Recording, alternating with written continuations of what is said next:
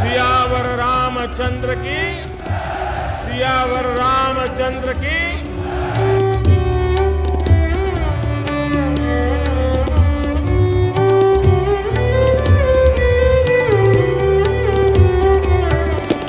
ये भव्यता भारत के गौरवशाली अतीत की एक झांकी दिखाने का जरिया है।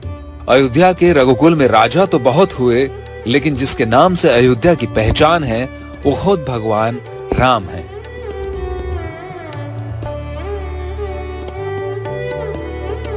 जिस जगह पर माना जाता है कि भगवान राम का जन्म हुआ था, उसी जगह पर रामलला का भव्य मंदिर अब प्राण प्रतिष्ठा के लिए तैयार है। जजमान के रूप में खुद प्रधानमंत्री नरेंद्र मोदी मौजूद होंगे।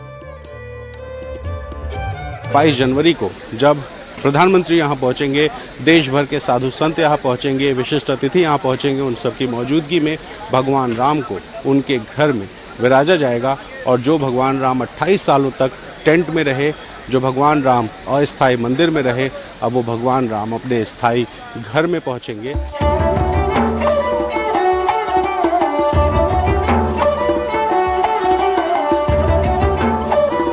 14 जनवरी को मकर संक्रांति के साथ ही सूर्य उत्तरायण हो जाएंगे। हिंदू परंपरा के मुताबिक शुभ कर्मों की घड़ी इस दिन शुरू हो जाएगी। इसीलिए उसके बाद से राम मंदिर की प्राण प्रतिष्ठा से जुड़े कार्यकलाप शुरू होंगे। 16 जनवरी को भगवान गणेश की पूजा करके रामलला मंदिर में पूजा पाठ की विधियां शुरू हो जाएंगी। उसके बाद सारे ग्रहों की पूजा होगी। प्राण प्रतिष्ठा से पहले सरयू के जल से गर्भगृह को धोया जाएगा और वास्तु पूजा होगी। 22 जनवरी को दोपहर में मृगशिरा नक्षत्र और अभिजीत मुहूर्त में रामलला मूर्ति में प्राण प्रतिष्ठा होगी। श्री राम लला के दर्शन और उसके बाद राजा राम का अभिषेक, ये सौभाग्य राम जी की कृपा से ही मिलता है। उस मृगशिरा नक्षत्र में ही 84 सेकंड का मुहूर्त सबसे पवित्र माना गया है और उसी 84 सेकंड में शुभ मुहूर्त का निर्धारण काशी के ज्योतिषाचार्य पंडित गणेश्वर शास्त्री द्रविड़ ने किया है। उनकी गणना के हिसाब से 22 जनवरी दिन सोमवार को दोपहर 12:29:08 से 12:30:32 का मुहूर्त सबसे श्रेष्ठ है। 84 सेकंड में सारी ग्रह दशाएं अनुकूल हैं और अनुकूल होने के कारण से, क्योंकि अभिजीत नक्षत्र है, तो 84 सेकंड में ही पूरा काम कर लेना चाहिए। अब बाकी काम तो सब हो जाएगा, केवल एक चीज रह जाता है कि प्राण प्रतिष्ठा का मंत्र। वो प्राण प्रतिष्ठा का मंत्र उसी समय उच्चारण किया जाएगा जबकि अभिजीत नक्षत्र के साथ साथ वह मुहूर्त जो 84 सेकंड का है उसी में प्रारंभ होगी। उसी समय से यह प्राण प्रतिष्ठा का कार्य शुरू कर दिया जाएगा। ये तारीख होगी 22 जनवरी जब भगवान राम अपने घर यानी कि अयोध्या के भव्य मंदिर में पहुंचेंगे। मेरे ठीक पीछे जो तस्वीर आप देख रहे हैं ये उसी राम मंदिर की है जो राम मंदिर अयोध्या में बन रहा है और इस वक्त आप देखिए कि तैयारियां जोर शोर से चल रही हैं। 22 जनवरी को प्रधानमंत्री यहां पहुंचेंगे और विशेष पूजन अर्चन होगा और दोपहर 12:15 से 1:45 के बीच में भगवान राम की 51 इंच की जो प्रतिमा है उस प्रतिमा को गर्भगृह में विराजित किया जाएगा। वैसे तो प्रधानमंत्री नरेंद्र मोदी 22 जनवरी को अयोध्या में राम मंदिर की प्राण प्रतिष्ठा के लिए उपस्थित रहेंगे, लेकिन ऐसी खबरें चल रही हैं कि 30 दिसंबर को जब वो अयोध्या जाएंगे तो हो सकता है कि मंदिर का जायजा लेने भी वो वहां पहुंचे। अयोध्या से एनडीटीवी के लिए रणवीर की रिपोर्ट।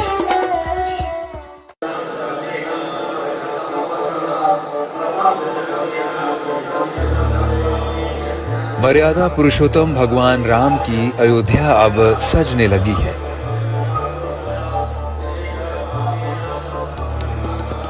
उस शुभ मुहूर्त की प्रतीक्षा में जब भव्य राम मंदिर में प्राण प्रतिष्ठा हुई। 22 जनवरी 2024 को प्रधानमंत्री नरेंद्र मोदी अयोध्या में राम मंदिर का उद्घाटन करने पहुंचेंगे और फिर दुनिया देखेगी उस रामलला को जो अविनाशी हैं, जिनमें देवत्व है और बाल स्वरूप भी। खड़ी मूर्ति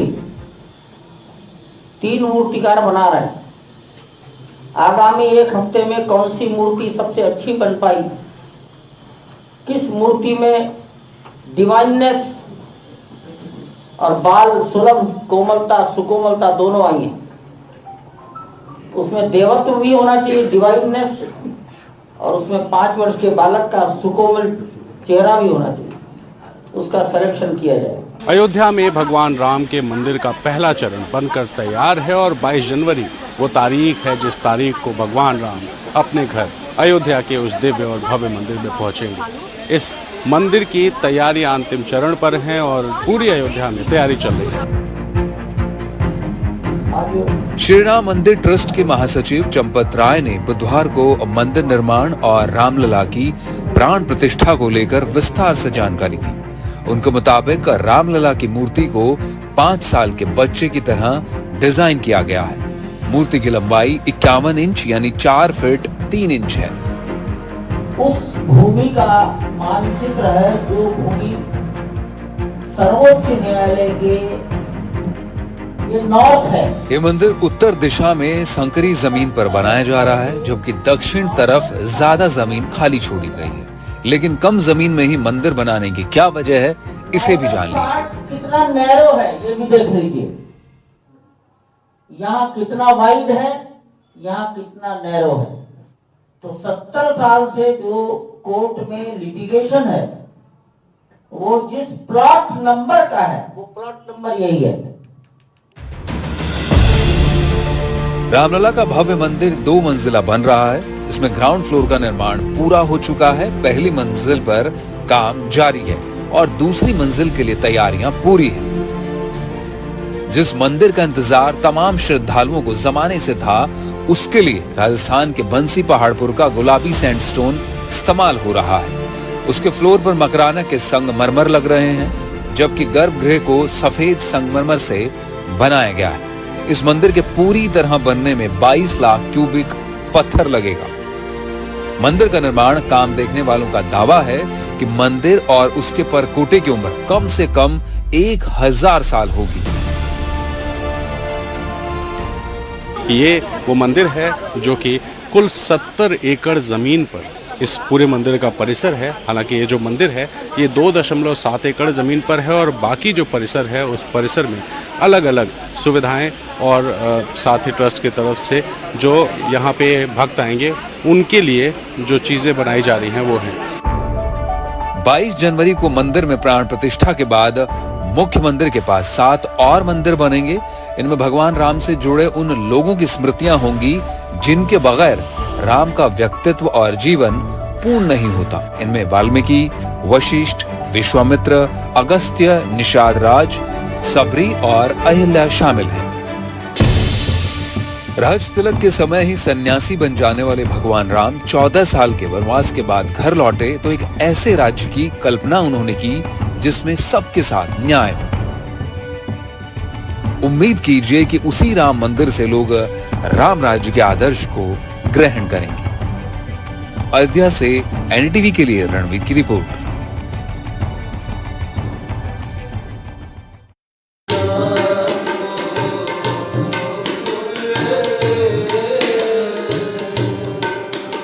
कुछ गुमनाम चेहरों ने जो शहादत दी, उसकी बुनियाद पर भव्य मंदिर की शिला रखी गई।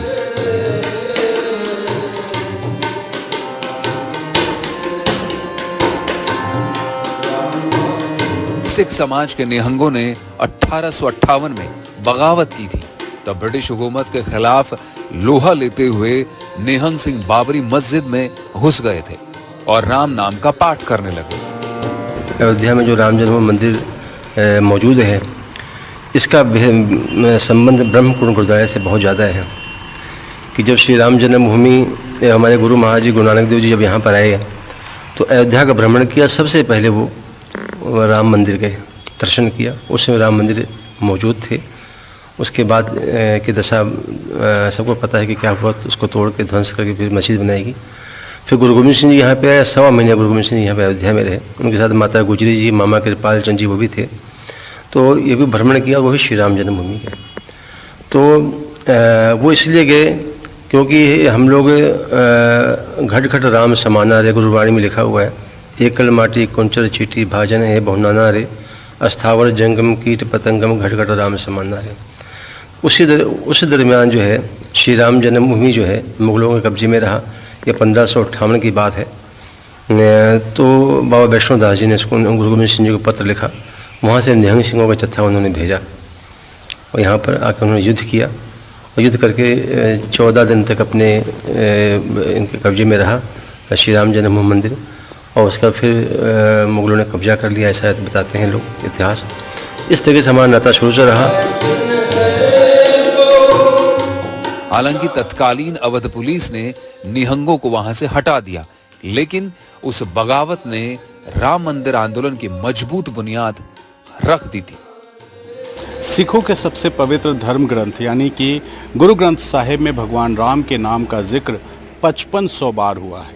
और यही वजह है कि सिख समाज के सबसे बड़े धर्म गुरु यानी गुरु नानक देव, गुरु तेग बहादुर और गुरु गोविंद सिंह राम जन्मभूमि के पीछे यहाँ पहुँचे और यहाँ पर लोगों से मुलाकात की, भगवान राम के नाम का सिमरन भी किया और आज उनके नाम का गुरुद्वारा यहाँ अयोध्या में मौजूद है। मैं उसी अयोध्या के गुरुद्वारे पर मौजूद हूँ और इस अयोध्या के गुरुद्वारे के लोग तैयारी में बैठे हैं कि 22 जनवरी को जो लोग भी अयोध्या आएंगे उनको लंगर का प्रसाद खिलाएंगे। 18 जनवरी से 24 जनवरी तक सिख समाज की तरफ से एक गुरुद्वारे में एक लंगर लगेगा और भगवान राम के नाम का सिमरन इस गुरुद्वारे में किया जाएगा। अपने सहयोगी प्रमोद और कैमरा पर्सन राजेश गुप्ता के साथ रणवीर, NDTV, अयोध्या।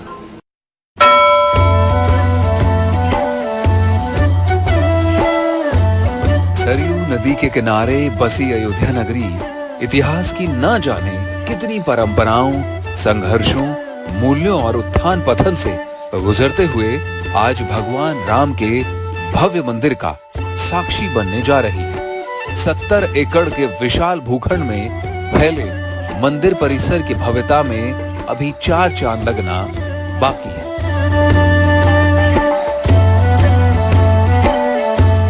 मंदिर नागर शैली में बनाया जा रहा है, यानी जो पत्थरों पर आप कलाकारी देख रहे हैं, जो नक्काशियां देख रहे हैं, वो नागर शैली की है। वहीं अगर इसकी लंबाई चौड़ाई की बात करें तो 380 फीट लंबा, यानी कि जो सिंह द्वार है जहां से प्रवेश होगा वहां से लेकर गर्भगृह तक की जो लंबाई है वो 380 फीट, चौड़ाई 250 फीट और ऊंचाई 161 फीट होगी।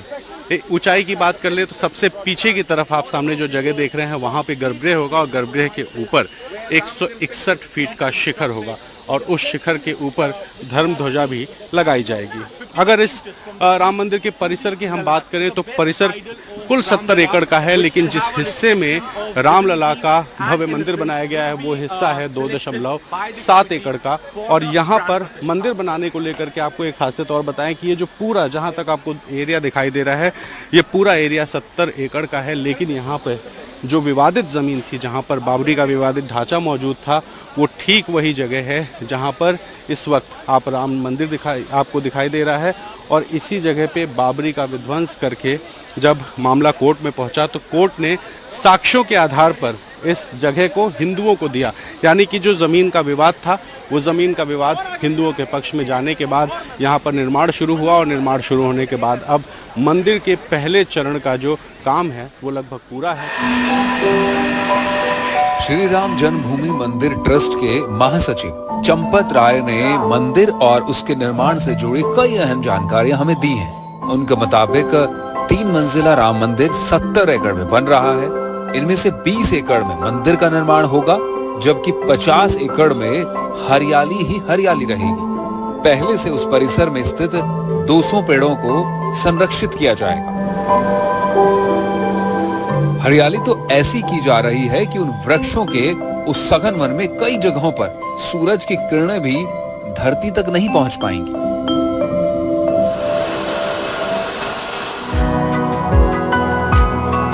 भगवान राम की जिंदगी का 14 साल जंगलों में गुजरा था।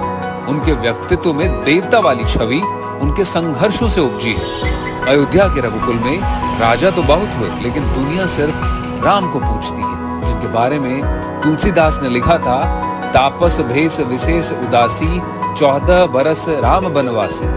सिर पर राजमुकुट सजाने वाले सारे राजा जोगिया भेष धारण करने वाले भगवान राम के सामने निस्तेज पड़ जाते हैं।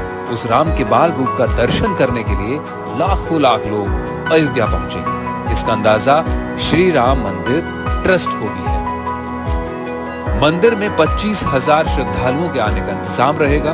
वहां 25,000 लोगों का सामान रखने के लिए लॉकर भी होंगे। दिव्यांगों और बुजुर्गों के लिए लिफ्ट की व्यवस्था रहेगी। मंदिर परिसर के अंदर एक छोटा अस्पताल भी मौजूद होगा। शौचालय का भी बड़ा कॉम्प्लेक्स बन रहा है। 2 सीवर ट्रीटमेंट प्लांट भी बनाए जा रहे हैं। सीवर, बिजली, पानी की व्यवस्था भी ट्रस्ट से ही होगी। यूं तो अयोध्या पहले से ही मंदिरों का शहर है, लेकिन भगवान राम का मंदिर बन जाने के बाद वहां सैलानियों का आना जाना और बढ़ जाएगा। इसीलिए 30 दिसंबर को प्रधानमंत्री नरेंद्र मोदी अंतर्राष्ट्रीय हवाई अड्डे का लोकार्पण करेंगे। 15 जनवरी से ही मुंबई से अयोध्या के बीच एक सीधी उड़ान भी शुरू हो जाएगी। उसी तरह नई दिल्ली और अहमदाबाद से भी अयोध्या हवाई मार्ग से जुड़ जाएंगे। आखिर भगवान राम की चौखट पर कौन श्रद्धालु सिर नवाने के लिए नहीं जाना चाहेगा? अयोध्या से एनडीटीवी के लिए रणवीर की रिपोर्ट।